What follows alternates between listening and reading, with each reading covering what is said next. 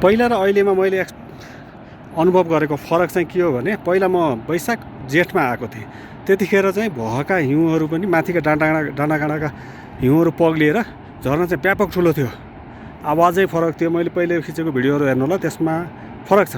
अहिले चाहिँ सामान्य झर्नाको रूपमा मात्र छ, बचेको पानी मात्र झरेको छ, हिउँहरू यथावत छ, पहाडहरूमा पग्लिया छैन होइन, त्यही भएर फ्लो चाहिँ कम छ।